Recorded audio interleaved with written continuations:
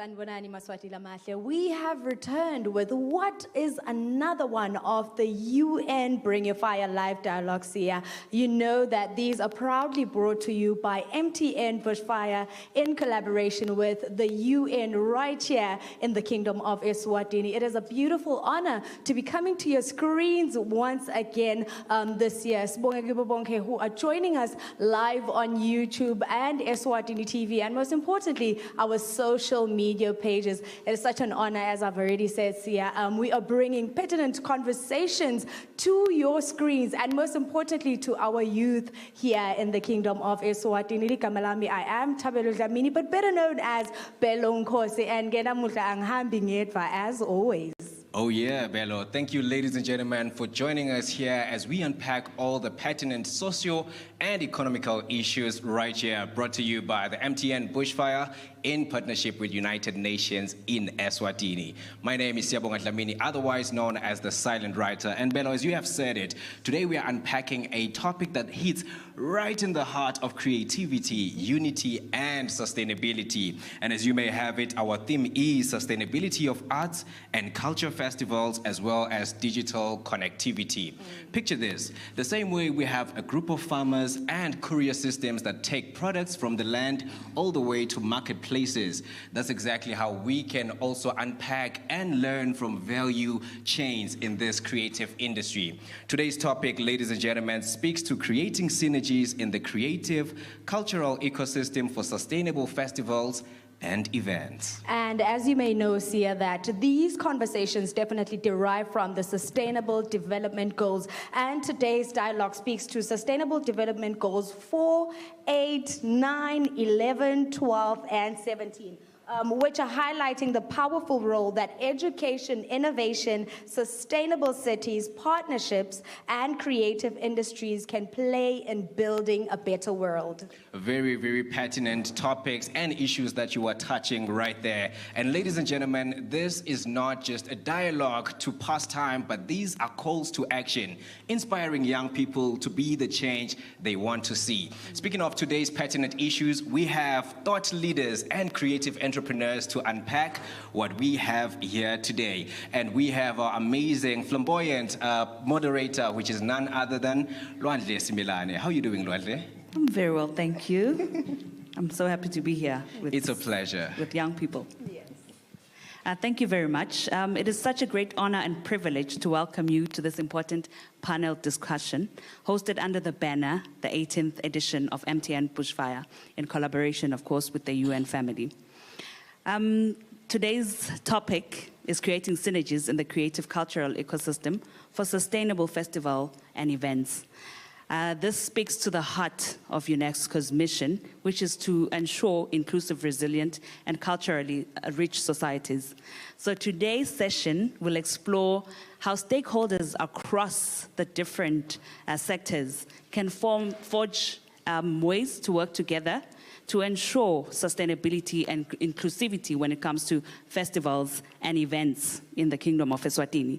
With me, I have an amazing panel of experts, and with such a plethora of knowledge, I will ask them to introduce themselves. Over to you, Zolake. Siyabonga Lwandle. Good day, everyone. Good day, fellow panelists, our viewers joining us at home, and our creatives joining us here.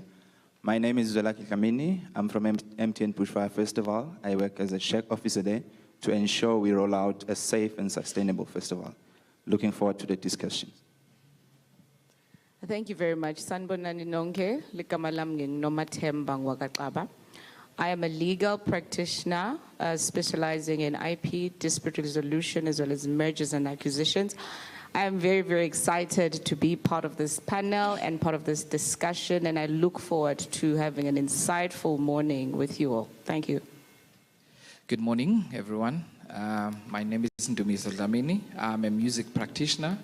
I run a record label, also media. We do publishing, recording, production, artist management, and I'm also a musician. So this is a great platform where we can have conversation on how we can better make our creative sector more profitable and work together. Sanibonani nonke, libito lami ngingummeli ngwakaHlanzi Sibongo. I've worked in the creative cultural industries for about 15 years, but currently I serve as the executive director of the Eswatini Copyright and Neighboring Rights Society, and it's a pleasure to be here with you all. Sanbonan Maswati Lamahle. My name is Melissa Villane, and I'm a music marketer and a publicist helping to elevate our local artist stories through storytelling and putting on their global voices towards the rest of the world. And it is such an absolute honor to be here today to see how we can all equally contribute towards building sustainability in a way that is creative and efficient for everyone else. Ngiyathemba niyatibonela niyativela ukuthi hey siphethe bamvu labatiko labanelwati lelikhonsayo. I'll get right into it. So Ndumiso was speaking of synergies and collaboration. So what does creating synergies mean in the context of cultural festivals, and why is it critical for sustainability? Yeah, okay. It's a tough one, but here's my take. Unfortunately, with every industry, there needs to be an ecosystem. So I think also in our creative space, we need to have a collaborative attitude towards everything. So high level is, there's a festival and there's artists. Festival need artists. So it means artists need to create content so that festivals can recognize them and book them. But now if you break it down, then it says, as artists, for you to have your brand to that level where it can be recognized and seen in festival level, then you need to have built that brand. So for you to build that brand, you need PR, you need marketing, you need management, and you need visuals, you need a photographer. So what I'm saying is, we then need to say, PR students identify an artist, or an artist identify that one, and I'll do PR for you, I'll do your photography, I'll do your visuals, I'll do the management, and then build that brand. And then when it has all of these elements, it's easy for a festival to spot because it's been built. So it takes someone from PR, it takes someone from marketing, it takes someone from audio visuals, it takes someone from the graphics. Yeah, so basically, that's the, yeah. Thank you very much, Ndumiso. You speak of a system, of an ecosystem. A systems thinking approach is crucial. Meli, what are the key elements of a truly sustainable festival? Key elements of a truly sustainable festival, I would want us to think of it as a triple bottom line. The first bottom line is economic sustainability. The second bottom line is social sustainability. And the third bottom line is environmental sustainability. And if we talk about the economic sustainability, we are talking about building festivals or having festivals and events in which there is equitable remuneration for everybody in the value chain. Of course. So as Ndumiso was mentioning, that there's an ecosystem. And in this ecosystem, we're saying that everybody who's participating, who is adding value, must benefit. So it shouldn't necessarily just be the artist on the stage who is benefiting. It shouldn't necessarily be the festival organizer who is benefiting. How can the community benefit economically from the festival that is happening in the area? And I'll speak from a copyright perspective as well. How can the songwriter or the composer or all the people that participated in creating the works that are being performed on stage benefit? So we go into issues as well of licensing of events and ensuring that from those license fees that are collected, royalties are paid out to the songwriters, to everybody. So that's the economic part. The social part looks at how do we include society? What's the social equity involved? How do we engage young people? How do we make sure that women participate? How do we ensure that people with disabilities participate? And so forth and so forth. And of course, the environmental one, which I know our environmental expert can touch more on, but it's just that triple bottom line. Thank you very much, Melly. You speak of inclusion, a very crucial element. The SDGs speak of leaving no one behind. So, Miliswa, tell us how crucial, just give us a picture of how crucial it is to involve youth, particularly when it comes to issues of festivals and events sustainability. I think it's very important to include the youth when it comes to these issues of sustainability and creativity, because we as the youth are the ones who are now going to take the baton on and start being in those positions where we are now creating what will be a long-term effect of all these festivals.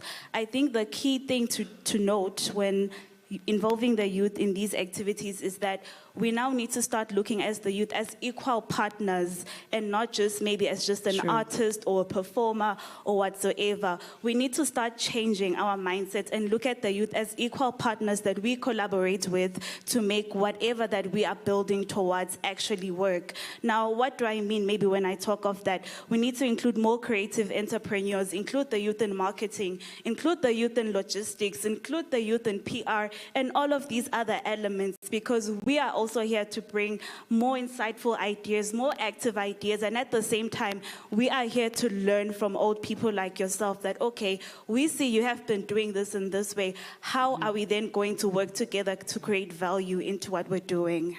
That's amazing, Miliswa.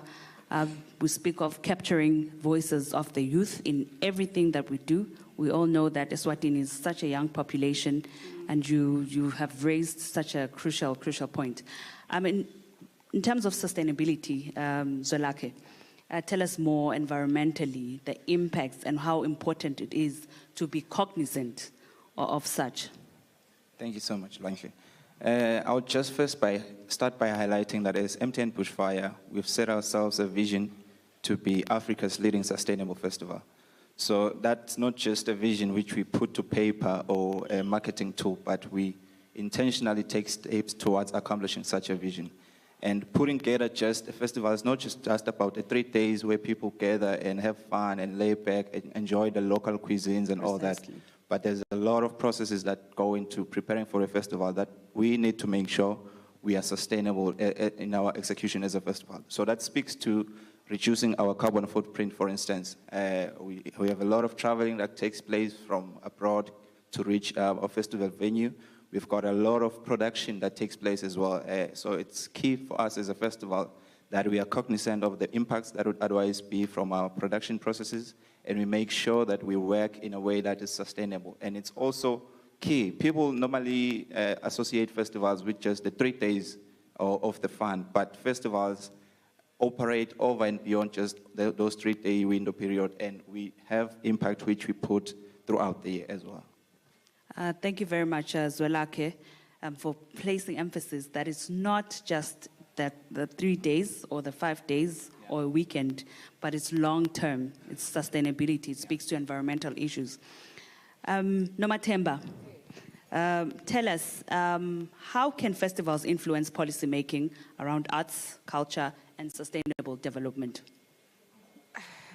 Everything starts with a why before we get to a how.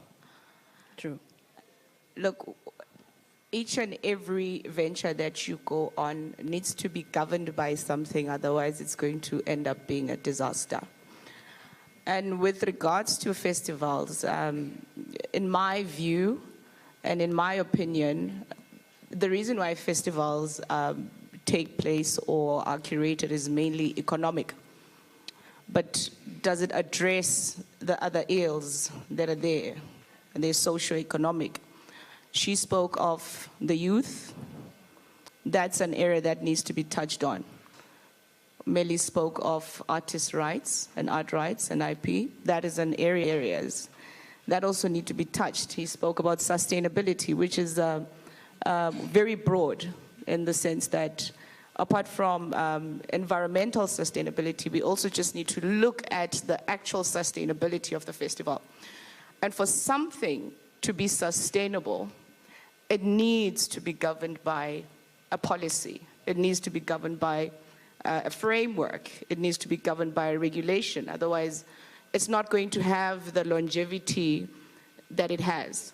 So before you actually venture into a festival or an event or anything that you do in life, go back, take a step back, ask yourself why before you get to the how. That formula, I guarantee you, will work in everything that you do in life. Thank you so much, Nomathemba. You point out the importance of policymakers, private sectors. We all have to do due diligence. The creative economy potentially is prospected to make up approximately 200,000 billion in Africa. And Miliswa, how can we leverage in terms of digital technology and innovation when it comes to moving forward and tapping into this huge creative economy? Okay, I think the first thing that we need to do is use the analytic tools that we get from digital technology.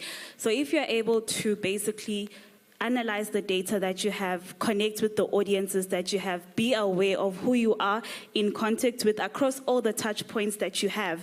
It informs the strategies that you as a festival will have, because you will know who you are curating an event for, you will know where you are getting most of your revenue, you will know where most of your market is, and that is what will inform how you continue to evolve and change as a festival, as an organization. And I think on top of that, we need to start basically being able to create content that connects with locals, but also is also able to be universal and connect with people across the globe. And what better way to share that than by using social media platforms? We have social media platforms now like TikTok, like Instagram, where you can go live. So maybe while you are having an event, you can also make it hybrid nowadays to also touch on sustainability as well. I think it also touches on that. Have a hybrid event where you are able to now put out the content on social media by being live, but also you showcase everything that's happening locally. And I think this also touches to inclusivity, because if you're able to leverage off of social media platforms, you are able to include lomfulomzala, losekhaya, nemfulomncane, lolaphaya, mangayane, or whosoever. Now they will know what is happening. They will know that they are cared about, they are involved and included towards what's happening. So I think in terms of digital transformation, really, it has to do with having a localized strategy that also speaks, though, to the global audience, using connectivity to connect with anyone and make them feel involved in what you're doing, and also using analytical tools to actually guide the direction that you are taking as a festival or an events planner. That's amazing, Miliswa, leveraging on digital transformation. I want to talk about sustainable goal number 4, which is quality education. And we all know that without information, we cannot make these decisions. So Meli, how important is it for us really to delve into ensuring that our citizens are aware of the tools, the requirements? Nomathemba spoke of rights, copyrights, etc. It is extremely important. We live in an age of information. Information is accessible within the touch of a button, really. So it is important, but we can't emphasize enough how important it is for cultural institutions, the government, development agencies, different stakeholders to be very intentional in driving, especially the youth, to access this information.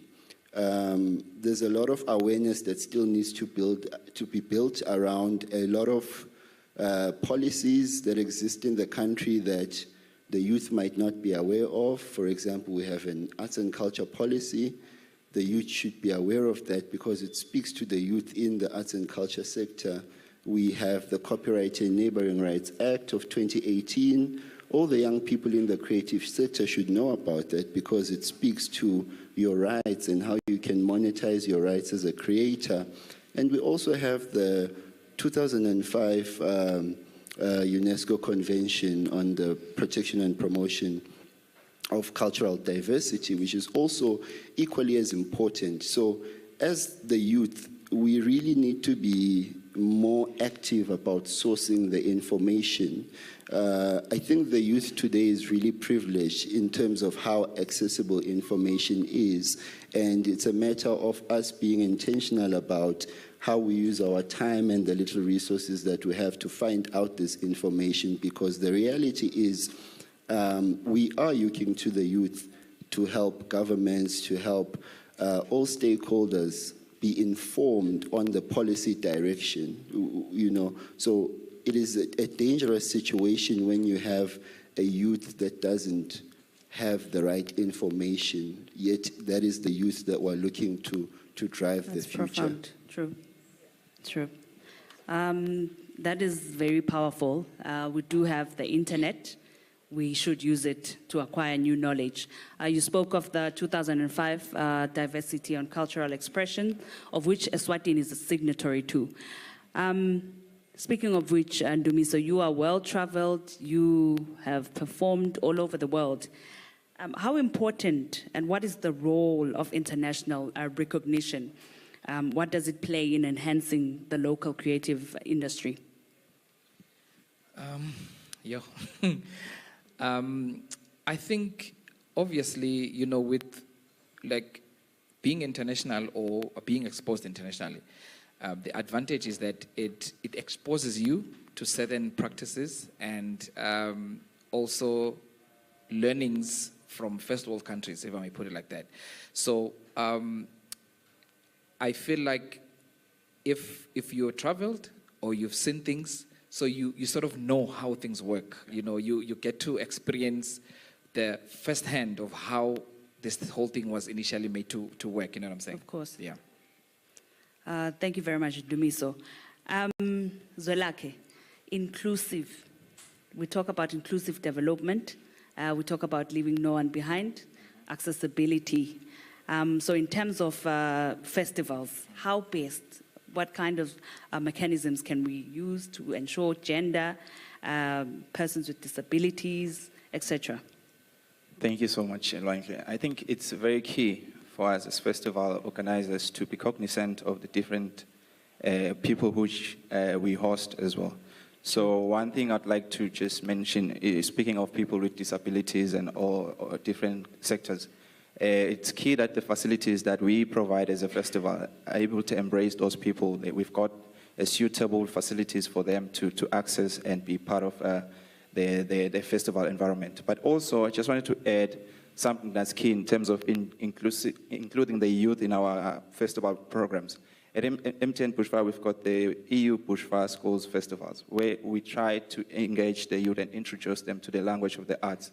So those are approaches which we use to make sure we're not leaving anyone behind and everyone can participate effectively within the festival environment as well. So it's key that we engage the youth as they come up and they are able to take up the arts and understand better, because festivals cultivate the arts. They are a catalyst. So as we catalyze, it's best for creatives to come in as well and find a platform ready to collaborate and work on. Of course. It's important that we intentionally do so. Sustainable goal number 8, decent work and economic growth. Nomathemba, what policies and institutional frameworks are needed when we look at other countries? What would your take be on that? Look, Eswatini is a very young country. It's a very young population. So there still needs to be a lot of spade work that actually goes into addressing such. And I'm very glad that when I went through the checklist, because there is a global checklist on policy frameworks that govern festivals, MTN Bushfire actually ticked majority of these items on the checklist. I then took a step back and looked at the other festivals that we have in the country, and I realized that some of them are still lacking. And the reason for that is there is no policy. That is the reality. We only have 3 known policies and 3 known governing institutions. That would be your UNESCO, that would be your arts and culture, and that would be your Ministry of Sports, Youth and Culture. But there's more to that. Ministry of Sports will look after the youth. However, he will need funding. So the Ministry of Finance needs to come in. Ministry of Education needs to come in to support initiatives such as the EU Schools Mission. So that is just me touching on the tip of the iceberg. As someone that runs a festival, in my experience, I need funding. Where do I go? I knock at every door and all I get is we will get back to you, because there is no policy, there is no framework. Whatever funding that I will get will probably come from the fact that I know someone who knows someone who knows someone. There isn't a checklist that exists in the country that says, if you are an events organizer or you're a festival organizer, these are the requirements that you need to meet in order to get funded. So these are some there's a lot. I could speak all day about the lack that there is. However, it being a lack is not necessarily a bad thing, but it is an opportunity for us to learn, which is why we're having such dialogues. Yeah. Thank you very much, Nomathemba. You speak, you're preaching to the choir. We have conventions that assist, of which Eswatini is signatory to some cultural expressions, etc. So now, Meli, the importance of collaboration in terms of international partners, etc., etc. She speaks of funding. Where does that partnership come to play? Well, it starts with being intentional, really. We need to intentionally set up platforms for continuous engagement between the multiple stakeholders, because currently we have a situation where it's amazing that the UN and Bushfire can give us such a platform, but after today or after Bushfire is done, where more do we engage on these topics? Because here we're largely raising awareness. We then need platforms where it moves from raising awareness to generating solutions. We need platforms where private sector can sit with the creative sector, and the creative sector can sit with development partners and the public sector. And we constantly have a conversation about what are the challenges, how can we collaborate to help solve those challenges, how can everybody play their role, because that's what a partnership is, ensuring that everybody in that ecosystem is playing their role. So for me, it's really a call for multiple engagements and continuous engagements that I really hope can be facilitated beyond just what we have today. It's great, don't get me wrong, but we need more. That's very profound. That's very profound, Meli. We need to be intentional. We need to apply the systems thinking approach. Dumiso, professionalizing the creative economy. Can you say something on that? Okay, yeah, professionalizing it. One of the challenges is that in our country, it's very expensive to run a company, especially in the creative, because if you're starting a record label or an artist management company and you want to register, we have issue with the licensing. It's a very expensive license. I think it's the most expensive license if they categorize you under, I think it's management consultancy. So we don't have things that are streamlined to actually attend to the creative sector. And also, if you think about it, an artist, if I'm a singer, for instance, I don't need to have premises for me to have a license. You know what I'm saying? Like, there are those obligations that, government has. You must have, I just want to sing, and I have the voice. It's inside here, and I don't need to have a house, a room, an office for me to be able to, execute my duties. So I think we need to have those conversations with government as well in terms of professionalizing. And then also in terms of the art in itself, it's very key that artists understand that we don't sell music Okay, let's be clear on that. We don't sell music, we sell a brand. So if we can get that one right from the beginning, then we'll know how to work around it. So, because if we're selling music, I mean, it wouldn't make sense because music is the same. So first build your brand. And then once you have a brand, then the brand will have value. And when that brand has value, then it's equitable. You know what I'm saying? So then you're able to place value on that. But otherwise, you can't place value on your talent to say, I am this gifted. Because if we're like that, all the gifted people will be rich. But that's not the case. It's the people that have been positioned properly in the brand. You know, so professionalizing yourself as a brand is very key. But then when it comes to the business side, we need to have conversation on how can we make the flow easier in terms of making money. Thank you very much. Speaking of professionalizing and understanding the business, I want us to reflect on standards, particularly when it comes to artists and the quality. I'll have Zolake maybe touch on it, and Nomathemba just to add on. All right, thank you, Luanke. I think just for me to go back to Nomathemba's mentioning that the policy is lagging behind. Presently, as a country, we do not have any structure governing around live events in terms of safety and all that. So that's areas of improvement as well that we've identified, because for each and every live event, we need to be sure we've managed to cover all the cracks that could come from that event. Our festival was initially a national event that has tended to be an international event, so we need to upscale our standards as well. We need to uphold international standards. So for instance, I'll make an example. We have the ISO 2012-1, which is an event-specific standards for it speaks to safety.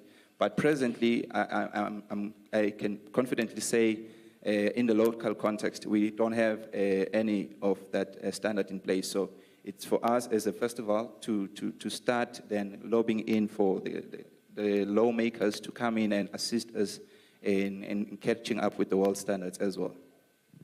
Thank you. Yeah, ISO 2012, that's very disturbing, seeing that we are now in 2025. It actually speaks to the gap in the making of the law, you know. There's issues of global warming, you know, which is rife. It rains almost every other day now, you know. So from a health and safety point, which is governed by ISO 2012, it needs to be amended, unfortunately. Who is there to amend it? No one, because there isn't a policy that exists. And the reality is it was probably adopted from either a neighboring country or a developing country. It is not unique to Swaziland. So that is something that we probably will need to go back as festival organizers and as lawmakers to look at, because the reality is your successful festival is measured by how many incidents you have. One incident equates to an unsuccessful festival. So health and safety is key.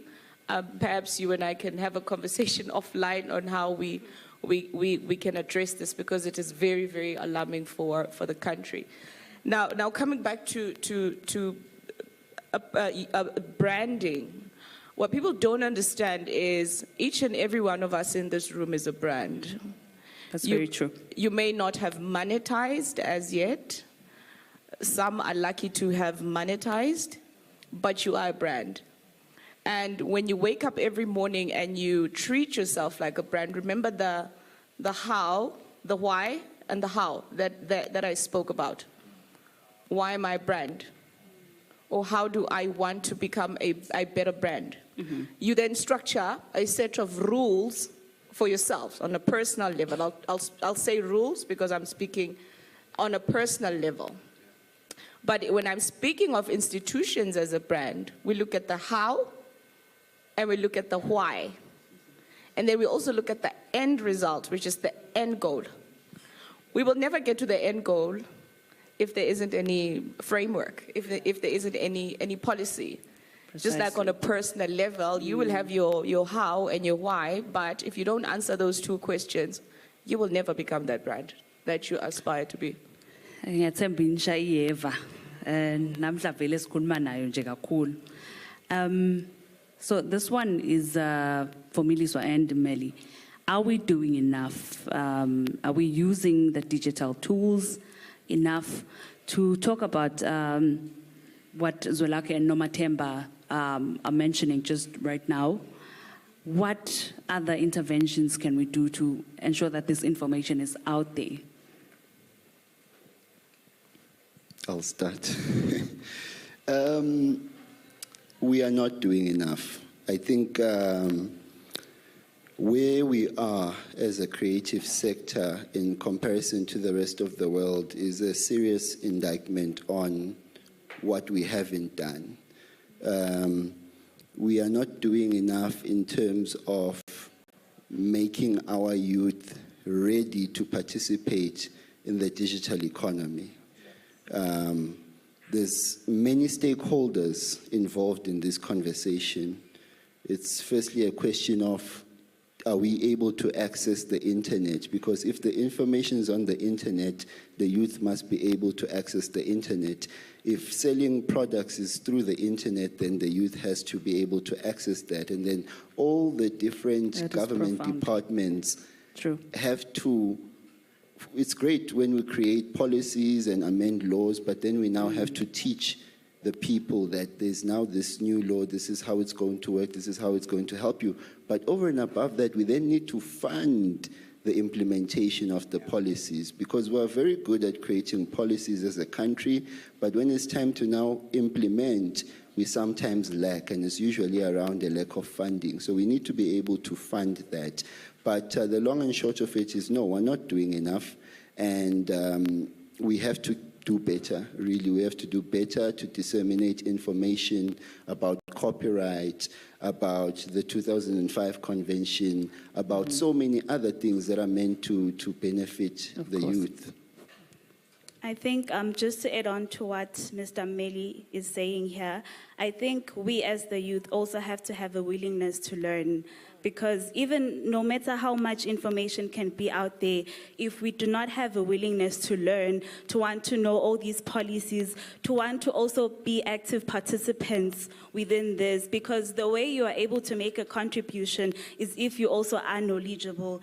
Be aware of the policies, know what they are, and then see how you can then draft them to make them work for you and see the contribution that you can make. So noma ngabe information ingaba kanganani, if we do not find it as interesting as possible, and if we are not active participants in reading and making ourselves be aware of all these changes that are happening, then sendani. Because njengoba ngisho, and oftentimes you find that all this information is available, but nawe funa lokwati, funa nalokfunza, because that is how you grow as an individual and that is how you learn. Of course, there's so many interventions that we need to do. We speak of workshops, we speak of educating ourselves, njengoba ngisho, so many other things, but also have a willingness to learn, because when unaswenda aba available lama platforms, nawe ufuna lokuba khona kuze utowati and make a change. The only way that we as the youth will make change possible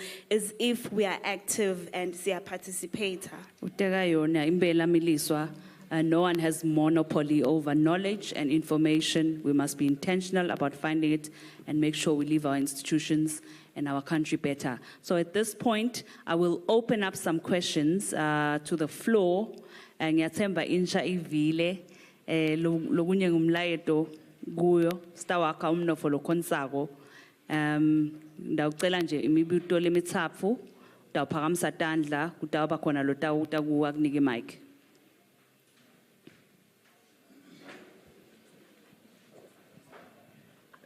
There's a lot of burning fire indeed, Luandle. So we will follow your guidance on who to hand the mic over to.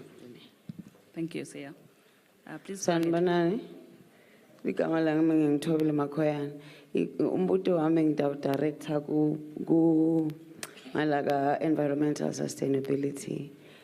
We've seen how Bushfire has been working hard in decreasing the carbon footprint, which is amazing. I think amongst all the festivals I've attended, it's one of the best.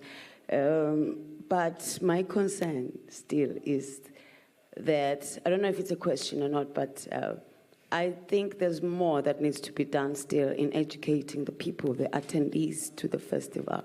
Because we still have, as much as people badlele makaboxini and stuff, we still have the people who don't even know why they're doing that. They just think it's a style, it's a bushfire. Yeah, I understand, bushfire is so cool like that. But then bushfire, I think, must go an extra mile in educating the attendees. I'm saying this because I've seen the attendees. Some of them, yes, they're not from the country, but they litter like they've never been to bushfire. It's like it's not a concern to them. It's not a concern. The way they use cars as well, it's like they don't have the consciousness. So I think bushfire can do more into creating awareness to the attendees. Not only buying a ticket online decreases paper and stuff like that, beyond, as in like taking it, attending bushfire, and then also not only admiring the coolness of living green, but taking it home and having it as a lifestyle, that I'm a green lever. Thank you very much. I'll have two more. Sanbonani, my name is Dlamini Sonke. Yeah, please keep your questions short.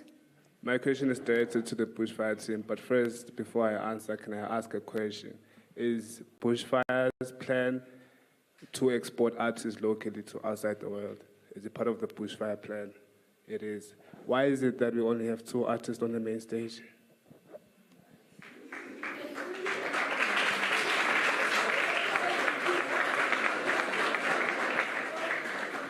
Okay, last question, please. Okay. Thank you very much. Sanbonan ikamalamnging nomalungelo ngokadladla. Thank you so much for this opportunity. Thank you to Bushfire. Thank you to UNESCO. Mbeleni, we need UNESCO. We need UNESCO for policy guidance. We need UNESCO to stay up to date with the National Development Goals. We need UNESCO for access to funding, for international visibility. We love UNESCO. GEPA, now the absence of evidence is not evidence of absence. It document Lena Nebagitsi, Lena ya le submitted 2016, is not a reflection of what Eswatini is. It's not. UNESCO is sita kanjani ukuthi si-update le document leyo, because it does hinge on a lot of policy development, which is what you guys say you will give us. Policy development.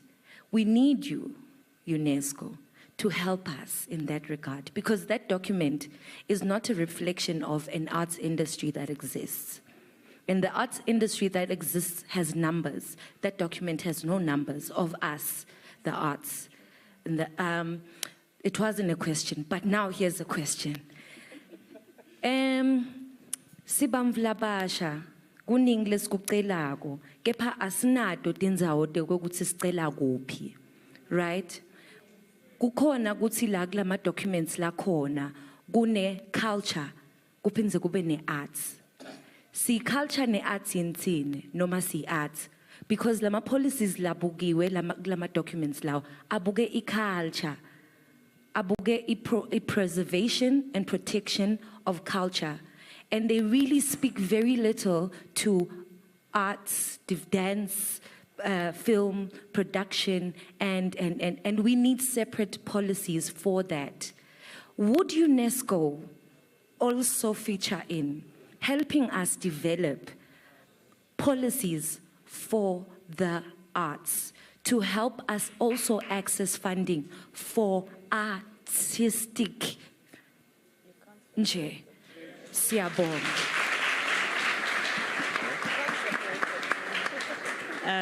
Thank you very much, Nomalungelo. Ungibeka on the spot. I'm a moderator today. However, policy guidance, strengthening data systems, there's a lot that has to happen in the country in terms of submitting e-data. I think most sectors, we do struggle. However, it's something that we need to look into. And we are signatory to some of the conventions which open up opportunities, of course, for funding and collaboration with other countries. We all know the funding model is changing. What are you bringing to the table as a certain level of commitment? However, I think this conversation here really shows that we need to apply the systems thinking approach. UNESCO, yes, is a support, but also as a country, we need to really understand ourselves and the importance of professionalizing the arts and culture sector and working together. Interestingly, you speak of support. We supported the arts and culture policy, but this is not about UNESCO. So can our panelists answer the questions? Okay. That was a lovely statement from Nomalungela. I feel like taking it from there as well. But just to respond to questions specific to the Bushfire Festival side, I'll start on the one regarding artists and programming for the Bushfire Festival. We are a conscious festival about the quality of the artist performances. I think to go back to the other panelists here. But we do have programs to ensure we empower our local artists. For instance, just recently on the 24th, we had the MTN Bushfire Firefly, which showcases local talent and helps local artists grow and make access into the Bushfire main stage as well. So we do have programs to empower our local artists and to make sure they come up to the international standards, because we're an international festival. In as much as we want local art, but we want quality as well. Then just also beyond that, sitting just next to you, my brother, is Tobile. Last year, we had a collaboration with a Colombian festival, Petronio Alvarez. She's one of the local representatives who managed to go to Colombia and showcase Eswatini in terms of indigenous arts and unique tools that we have as a nation. So just to showcase the wealth and the reach of Eswatini culture. So we do have those exchange programs as well as a festival to make sure our local artists come up to the main stage. Then maybe it's the last one regarding behavior change. We are actively involved and working towards influencing behavior change amongst our festival attendees. It's true, as a festival, we need to be louder when it comes to issues of sustainability than other sectors which are normally found to be corporate or industrial. In the entertainment space, compliance comes from behind. So people really don't have a grasp of compliance regarding festivals. But we are working actively to ensure we transform behavior. We've got our 3-bin system within the festival space to ensure attendees deposit their waste actively. But another thing to add is just that we are working to better communicate the strides that we are making, because we might find that we're doing things but not able to communicate effectively. So we've got these strategic partnerships as well, and working with bodies, local bodies like Eswatini Environment Authority as well, to help them take what the initiatives that they're doing and help us amplify our voices and our reach. Thank you. Thank you, Zolake. Nomathemba, please chip in. Thank you, Lwanle. Yes, that's why I'm speaking. Yeah, just taking on the questions. Thank you. Look,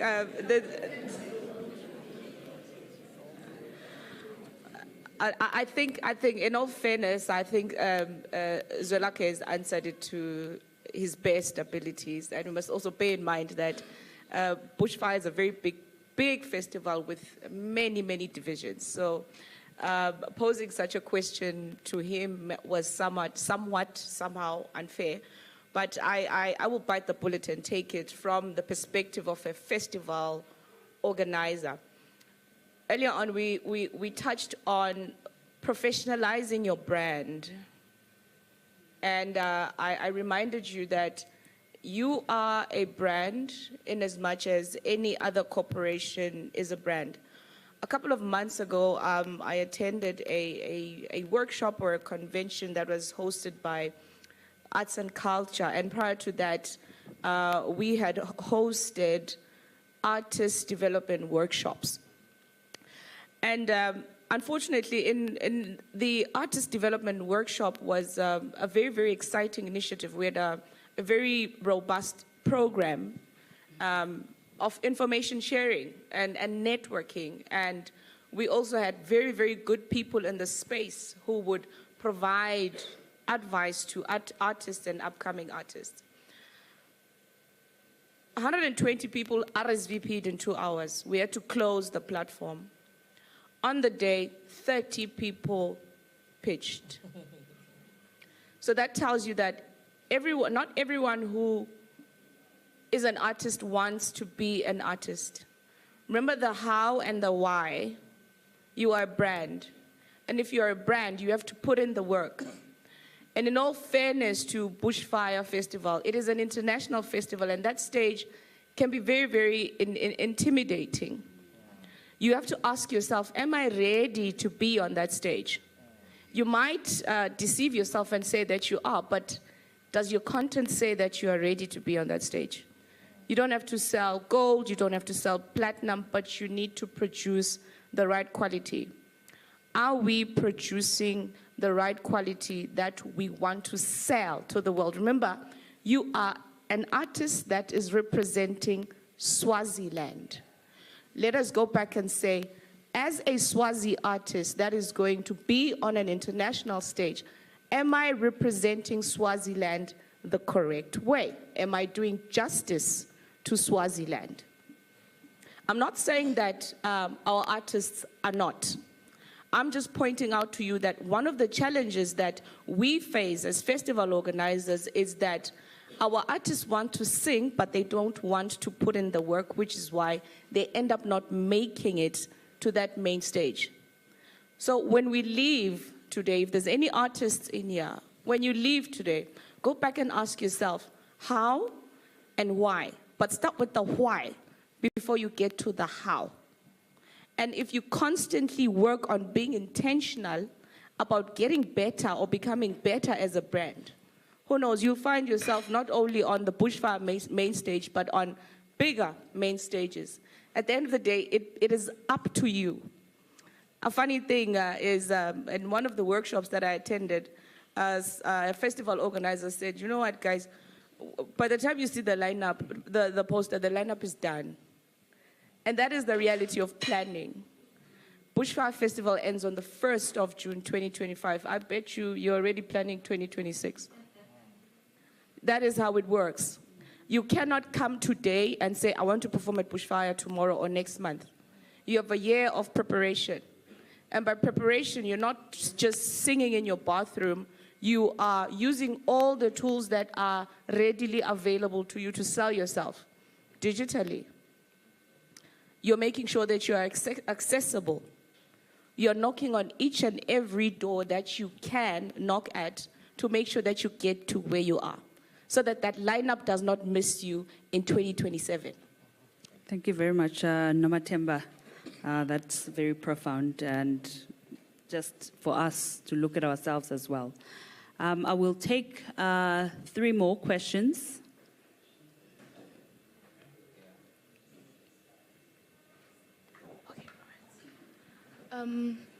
One, two. Sanbonan, ligama lami Jada Waka Smith. I'm a PR student. Mr. Zwelakhe, you spoke about inclusion. Recently, I attended an event hosted by Eskom. So, inclusion, in my understanding, is that it's fagas wonke mundu. What? Remember, sina 4 emagumbi la kangwane. Mina ngwakuzapukale hlangana phasi kwa Shift Suite. Niyaya yini lena ni-introduce i-Bushfire kithi, because truth be told, mina mangingafika le ngifike ngithi ngiyaku-Bushfire abadi.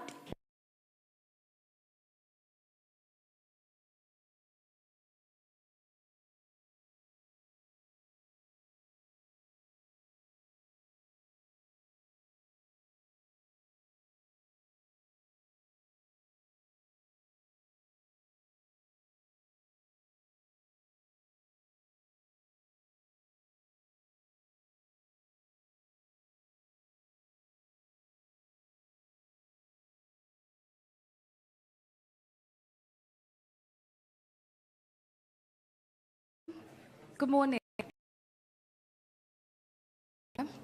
I'm a youth advocate for community development and youth employability and sustainability. I work with various organizations. Now, my thing is, I came here mainly for the youth. Firstly, kudos to the team for giving us such a platform to speak. Now, I normally say to young people, when you're given such opportunities, use them. This is where you're supposed to vent about the problems that you're facing daily in the industry, whatever field it is. This is the platform to use. Secondly, I want to speak about, they mentioned professionalism. One of the challenges that we see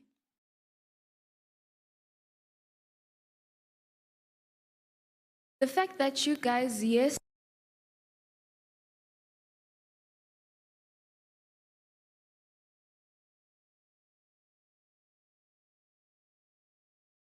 continue learning. Platforms like I saw, what we want to hear is, okay, how can we better improve it? But then if you don't even know the policies that protect you, then what? So educate yourself, use the internet for the right things, and Mr. Melly over there mentioned Gutsi, they are not doing enough. A lot more could be done. My request would be, we've seen other institutions facilitating our workshops. This shouldn't be the last. Agungabi Gutsi, we have such structures, bushfire, youth dialogues for us to be able to speak. Let's have more platforms like this. Gube futhi, if begwendega, go possible, I think it's possible. Gube at community level, even. Gube nema partnerships, different institutions where young people in the arts industry are going to be able to speak about the things that affect them, learn, educate them. Kungabi ukuthi siba nema panel sessions kuphela, but kube maybe na leso skhathi leso where you're going to be educated about the things, current trends. You've got to move with current trends. You can't just stay the way you were 10 years ago and be like, oh, yeah, I'm still relevant. No, the industry is going to kick you out. So.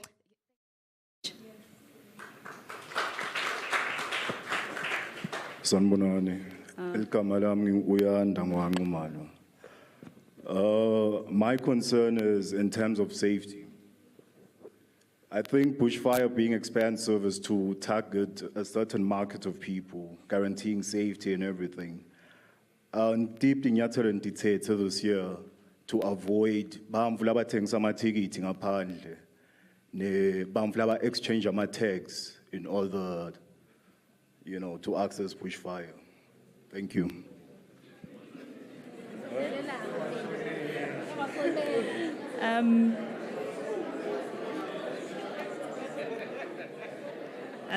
Thank you. Dumiso, would you like to chip in?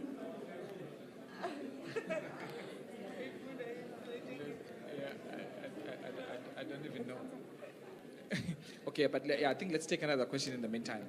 But I wanted to also chip in on what Nomalungelo was saying, the issue of art and culture. Because I think we get stuck there, and I think we need to, at some point, define exactly what do we mean. Because if you look at, there's culture, there's arts, and then there's tradition. So we need to find a balance there. Because in my opinion, culture is expressed in art. So if it's Kulumang Espaka, that's an art. If we talk about dance, that's an art. But it's in the culture, you know what I'm saying? So we need to find a way of, this art and culture, what are we saying when we say art and culture? And where does tradition also fall in that space? Yeah. Okay, thank you so much.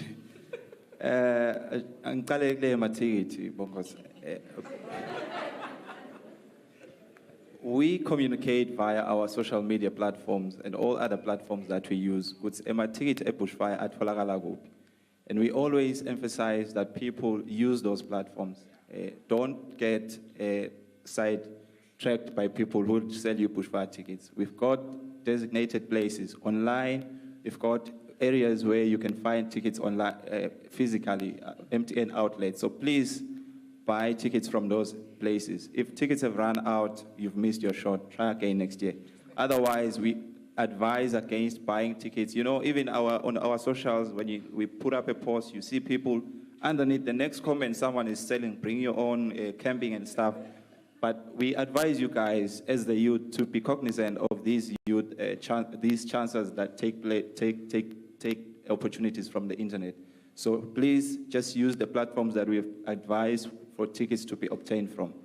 Then in terms, before I give to Melly, regarding reaching to the far ends of the country as well, as a festival, we only work with what we've got, and we make best use of with what we've got to try and reach to as far people as we can. So it's key for us to take note of these digital platforms, because that's where we predominantly avail bushfire programs. What's taking place, what's for you to look out for. Make best use of these platforms and understand them better for you to be able to benefit from whatever programs are taking place there. And also for inclusion, we do have a robust inclusion process. It may not be there yet because all depends to budgets and all that. For instance, even in our lineup, we work to have some artists with some special needs just forming part of our lineup, just to make sure they are included and are part of the Bushfire Festival, as well as the Bushfire, the UN Bring Your Fire Zone, which is our advocacy space, where we make sure the voices of the minorities are heard. So there are a number of programs, really, that are in place. It's just for people to better understand those, and maybe for us to keep on amplifying the voices towards that. Mali? Thank you. I want to speak on Jada's question. The second part, though, with regards to, do we have a centralized platform where the young people can get this content or this information? We don't. But mina ngiyangithanda ukuthi must engage asifune isolution. Sikhona namuhla sila sise University of Creative Technology. Nifunza multimedia, you do graphic design, you create content, some of you develop websites. Ngiyacela mina ukuthi namuhla maybe asesike siphume sivumelene ukuthi Limpopo University will partner with the organizations that are here to build this centralized platform. It shouldn't take us having to meet again or to take the conversation. We're here, and I believe that we can come up with a resolution today to say we'll leverage the skills that are in the room to solve the problem that has been presented. That is very profound, Melly. We must take responsibility and find solutions so that we move forward. Sorry, Landle, can I just chip in there?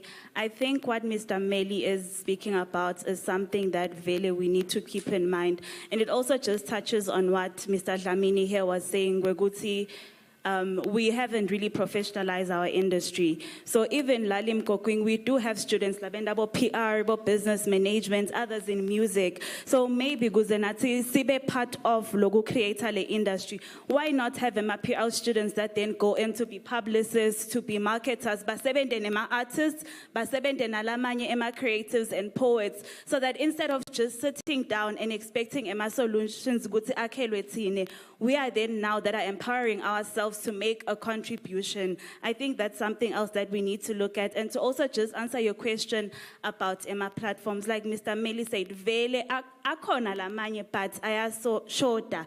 See, like a centralized hub where you can get all the information. So the best way that you can actually try to find it is by actively being aware of what's happening. For example, Minenje, last year I got the opportunity to go and represent Eswatini in Rwanda for some festival that was happening there.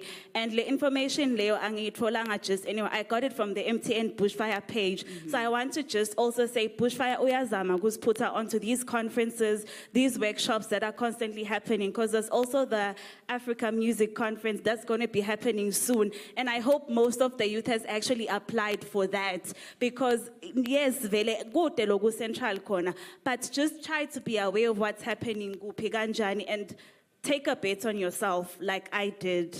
Yeah. Thank you. Thank you. A call to action for the youth. I'll take some more questions. There's new hands at the back.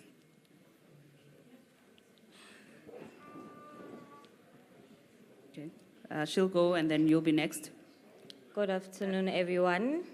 You all look so lovely. My name is Siposa Tumolase from the Ox Purple Group, a small business of interning students. So my question is more based on the economic side of things. So does Bushfire support small businesses as well as artists in terms of funding? As I am, I'm part of a small business called Ox Purple here at school. We are interning. Yeah, that's Okay. my question. Thank you. Thank you. I'll take two more. The gentleman. Yes, good day. Thank you for the opportunity. So my name is Njabulo Sikonze. I'm a PR student here at Limpopo. We have also started a company. We're also interns. It's called EcoPuring Events Agency. So I'm more concerned about what you have said when you talked about artists building themselves as a brand. What I've noticed, because, especially because I've worked with artists before, they are not well knowledgeable on content creation and PR as well. So do you have a proper plan on how you can groom these people in terms of creating the right content for our digital platforms and in terms of them showcasing their craft properly? Because I feel like they are not knowledgeable on that. We can talk right now and say artists should build themselves as a brand. Then how are they going to do that? Because they are not knowledgeable. Thank you. Okay, sorry, can we just... Thank you. Just so to get clarity on your question. So, who you're saying the artists are not knowledgeable? Yes, most of them. About the content creation? Yes. Okay, sir. all right. And then, so who is supposed to teach the artist? I'm just trying to, I want to get the, where you, who do you want to attend to the artist for that? Okay. When I was talking about us teaching the artist, okay, I was not specifically referring to someone. I was talking about the fact that as a country, we need to create a platform where professionals who are well versed in these fields, of content creation, for instance, PR, can come together and educate the public, raise awareness about it, help these people who are in the creative space to create their content in a professional manner and also manage their social media in a professional manner. Thank you. Yes. Thank you, Mr. Skonze. Shared learning opportunities. Just one last question. Good evening. My name is Mang Ted. So my question is almost in line with what my brother there just said. My sister up there mentioned something about our artists not meeting some certain standards that are needed for them to fit the lineup of Bushfire. So I'm an events organizer too, upcoming. I've also interacted with most of the many artists in our country. So are you guys, as the organizers of Bushfire, specifically the ones who look at the lineup at whether our artists qualify or not, are you aware that some of the reasons they don't meet those standards because our system lacks the technical skills to develop and manage digital platforms, like Spotify and those Apple Music. We don't have our own. And this limits our artists' global outreach. That is why some artists, end up having to go outside the country for them to reach those international standards. So I think all of the organizations you are representing up there, if you could maybe look into that, like even also look at the limited digital connectivity. In rural areas, for instance, the connections are like Wi-Fi, internet connections is very expensive, you understand? So if even our local people can't streamline the music produced by our local artists, there's a lot that needs to be done to fill those gaps. So I'm asking if you are aware of that, and if you are aware of that, what are you doing? Do you have a plan to fill those gaps? Thank you very much. Melly, would you like to take that? Yeah, Please go ahead. I'll attempt to answer the first question. Okay, Mine, I will speak from my experience as a young person, speaking to fellow young people here. May we please take initiative. I am very afraid that we are waiting for someone to save us. And I don't think that person is coming. Like, that person is not coming. If you look at developed countries, the youth drive innovation, and the innovation provides the solutions. We are saying, my brother is saying, we don't have local, Spotify, we don't have our own. But why don't we? Aren't we innovators? Are you not innovators in the room? I want us to have a problem-solving driven approach. When we see a problem, as a young person, what are you doing to solve it? From my experience, how it fares best, and this is my own personal lived experience, in each and every problem that I encountered in the creative sector, we tried to make a solution, we had a proof of concept, and then we took it to people who we believe could take it further. When I come from a music industry background, when I started in the music industry, it was 2009. CDs, no one was selling music on the internet. To sell music, you needed to have a record deal. But we managed to realize, no, you can release music digitally. We started a record label, Antidote Music. We didn't wait for anyone. We released music for over 20 artists, Lagangwane, over 200 songs that we've released. Over time, that solution opened doors for us in many other places. So what I'm trying to say is, young people, please, no one is going to save us. We really need to come up with the solutions. We really need to innovate and then come with a proof of concept to say, Yati, I've been working on this platform and this is how far I've managed to take it myself. I now need someone else to elevate it. And lastly, the business of arts is like any other business.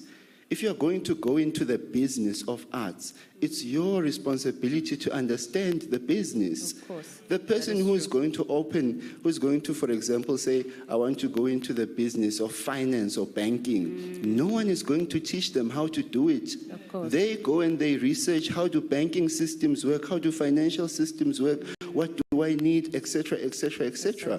So young people in the creative sector, if you want to start a creative agency, if you want to start a record label, if you want to develop your own app, that information is there. Start with what you have, where you are. Then you'll be able to progress. Thank you very much, Melly. This is a call to action for our youth. You have to be intentional. You have to be innovative. I love the statement, no one is coming to save us. We really have to, we're at a university. This is such a great opportunity to realize the niche and go back. You have projects, come together and look for solutions. So I'll take another round of questions. Sorry, maybe. All right. Sorry, before we get to that, please do remember that we're also tuned in online. So we want to be as inclusive as possible. We do have some questions from social media, so I will be taking a few for our panelists. And I think it's fitting because they are seasoned artists in the room. Okay, there's a lot of questions, but I'll just pick one. One says, can modern artists truly secure a livable income without corporate sponsorships, endorsement, and does this stifle personal expression? Yes, please go ahead. Really? I think, yeah, this is fitting. The modern artist, we need to go back to what Ndumiso said in the beginning. What are you selling? I think modern artists have to really redefine what they are selling. We are no longer selling the actual art as a product. We are selling brands. How the economy of creativity and the economy of the arts, how it works is that you build a brand that has a certain level of equity. Whatever product you create from that brand, that is where you'll make the money. If most artists in the world right now actually don't make money from their actual music, they make money from endorsements, they make money from several other places. So to answer that question is to say, I would say the modern artist is impeded if they see what they sell as just the product and don't see themselves, the brand, as what they can sell.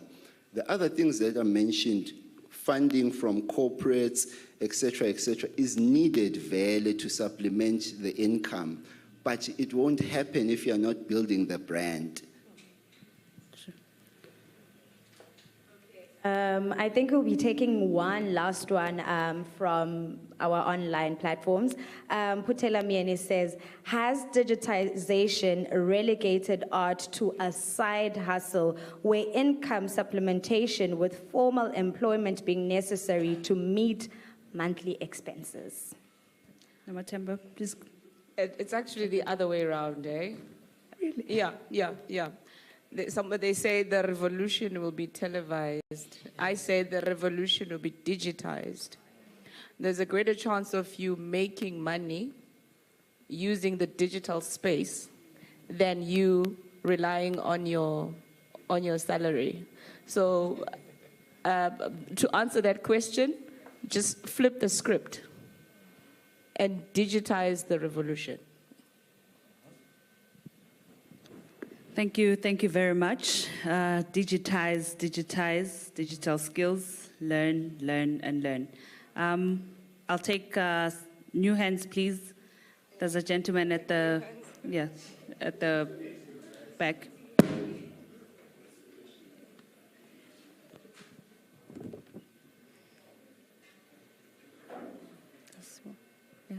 Sanbonan, Ninjan. I'm a filmmaker in the Kingdom of Eswatini. So it's not a question. I think I think email magazine city bulalatsini singama artist because good lota ungenelela. We are dealing with a generation who are not used into what we are doing digital. So when we talk about TikTok nabo banban bevangathi madimon. So as a creative sikhala sikhanze masifika la ka art sakhanza abantu labadzala bakhala ngebudget. Lekungena namhla lokho solo kukhala ngebudget. Lekungaphela iminyaka nathi size siguge solo sikhala ngayo. But if we artist ungenda naku lokuthi utifundzise. I'm a filmmaker. I've never went to a film school, but I attend workshops like this. I attend trainings. I've traveled across. I went to Germany because of film. So you cannot say when umele budget. Because when the film lamle in 2022, benga 5 emalangeni. You understand? Yeah, I had 5 emalangeni. But what helped me is to understand, okay, I want to make this film. How can I achieve this film? I've never been so creative in a way of making a film, but I've made a film that will talk to the people and also show my creativity. Ngisengaka creative ukuthi mhlambe ngifuna kwenda le film ngikhamba ngetindiza noma nani because I understand the environment where I am. into lesiyendako as local artists, we are too creative in terms of kutsi ubone Hollywood kusi kwendiwani and then so vangathi nala kangwane so ngenta Hollywood. No. Sisengakafiki le standard leso. Thank you. Qala ufunze le environment iqala ukuthi sikuphi understand nale art yakangwane ukuthi hamba kanjani. Thank you. Siyabonga kakhulu. We'll take 2 more. New hands, please. Please keep your questions short and straight to the point. Thank you. Hi, my name is Simpiwe Ngwanyana. I just want to ask, what is Bushfire's target market? As you mentioned on involving everyone, how does the youth buy tickets with the prices at hand?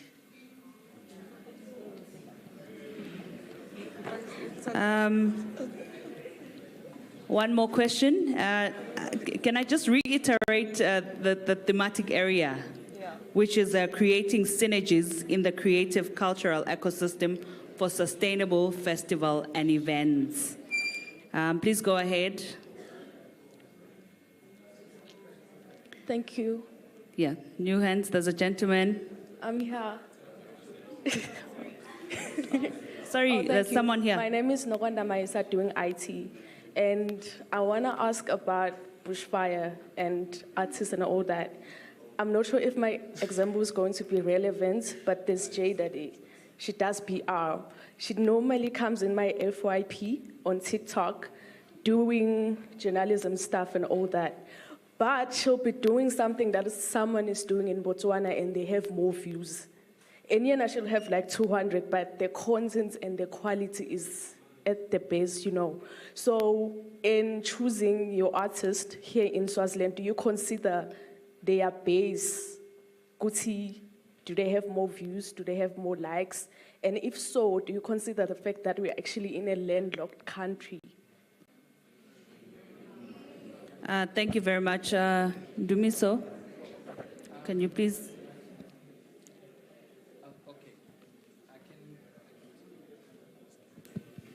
A quick one on the issue of Bushfire and the programming and everything. Honestly speaking, if at some point you really want that information, if you can go to the Bushfire offices, you can ask them, what does it take to be booked here? Anything you want to ask, straight to Bushfire in Malkens, or you can even send them an email. I'd like to participate. What do I need to have for you guys to consider me? They have all that information. That's the education. Thank you. Thank you so much, Dumison. Let us familiarize ourselves with the platform. We do have expressions of interest. We call for artists to, for instance, in our collaboration, invite local artists if that would like to be part of that program. So if you don't apply, we won't know that you're there.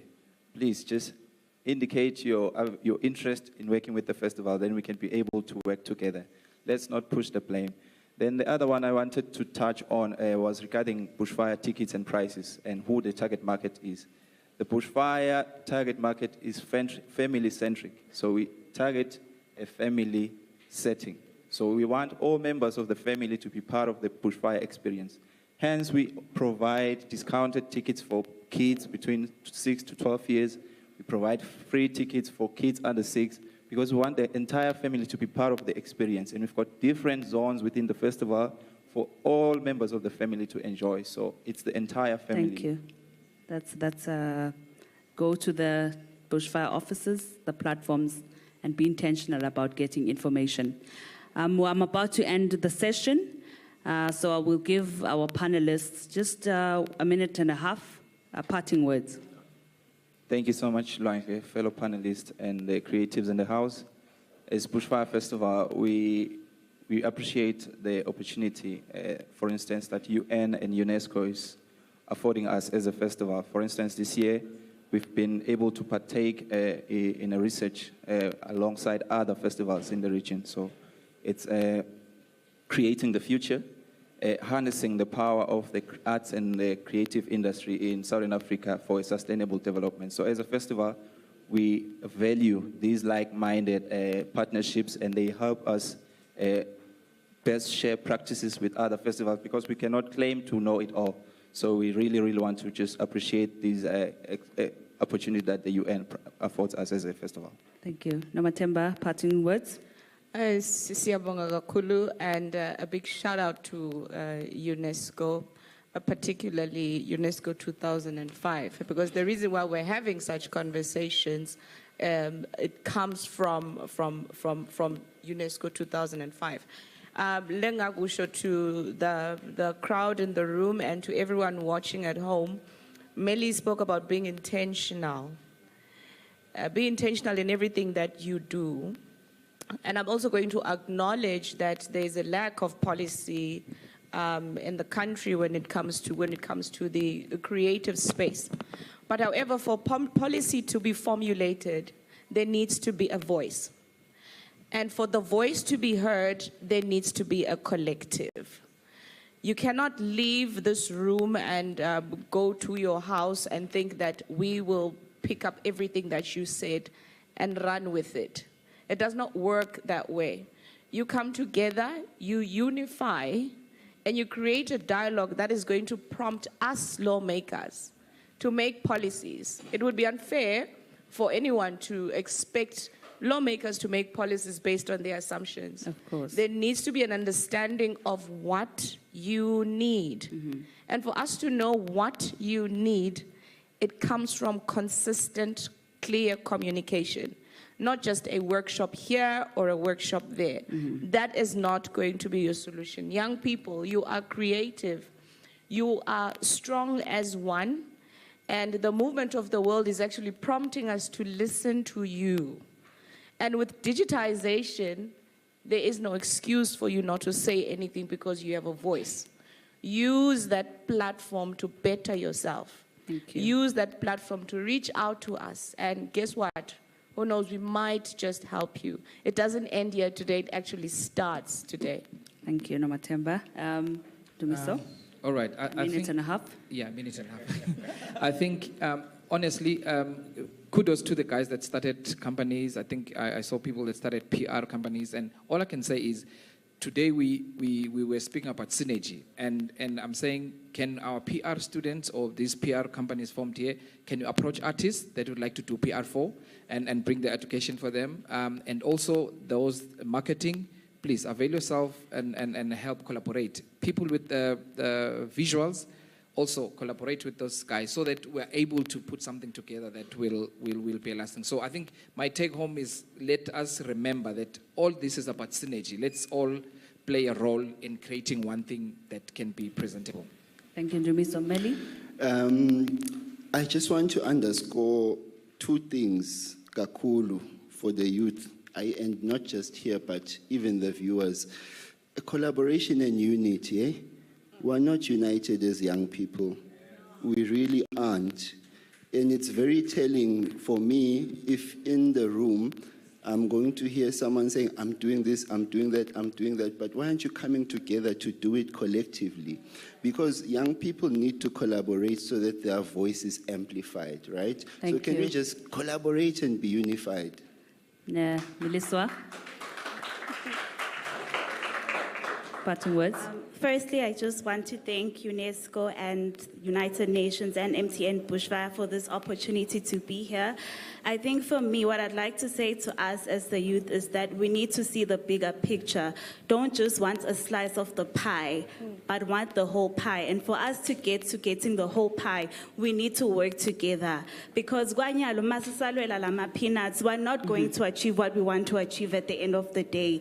So for me, it's to just encourage young people, Guti, as and also take a bet on yourself. Like I say, no opportunity is too big for you just because uliswati. Sebenzisa lo Buswati bakho bekuthi kukwende ukuthi uve ngathi you deserve to get an opportunity because that is what makes you different, that is what makes you you, and that is what makes you creative. Thank you very much. A special thank you to our panelists, and I'd just like to say thank you to our UNESCO Regional Office, and thank you, Babugele Kaya, and to you here. We've learned so much. We will be taking out a study as UNESCO on festivals and sustainability. Please be on the lookout for that. Read, have a culture of excellence, be intentional, goal, SDG number 17, partnership for goals, work together. A special thank you, and thank you to my panelists. All righty. Can you please just give them a big round of applause one more time? Big thank you to you, Lwandle. You handled today very, very well. And I hope that everyone here is walking away with something. We need to be change makers. We need to collaborate here. But unfortunately, our time for this session has run out. But I know,